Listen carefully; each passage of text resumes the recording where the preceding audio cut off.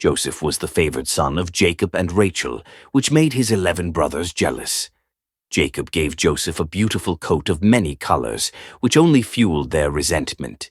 When Joseph shared 2 dreams in which he ruled over his family, his brothers' jealousy turned into hatred. One day, when Joseph went to check on his brothers tending sheep, they seized him, threw him into a pit, and sold him to a caravan of traders heading to Egypt.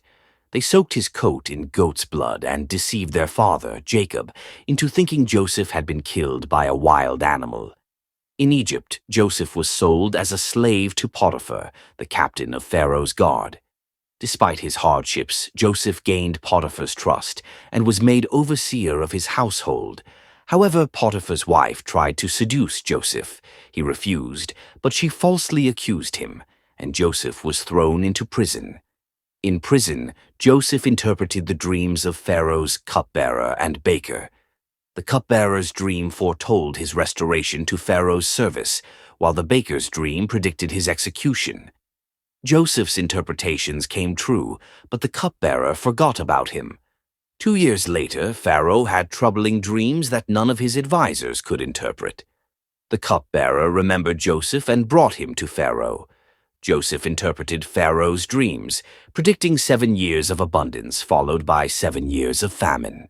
Pharaoh was impressed and appointed Joseph as his second in command, in charge of storing food for the coming famine.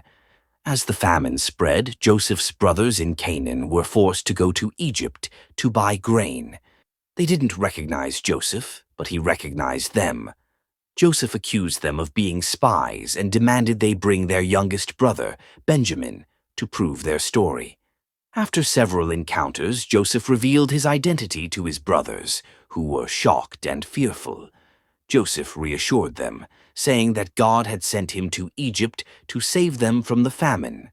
Joseph invited his father and family to move to Egypt, where they were given land and food. Jacob and his sons settled in the land of Goshen, and Joseph cared for them during the famine. Years later, as Jacob was dying, he blessed each of his sons, including Joseph.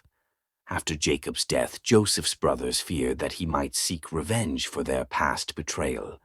Joseph reassured them, saying, "You meant it for evil, but God meant it for good." Joseph lived to be 110 years old. Before his death, he made his brothers promise to take his bones with them when they left Egypt. Joseph's legacy lived on, reminding his family that God's plan is greater than human struggles.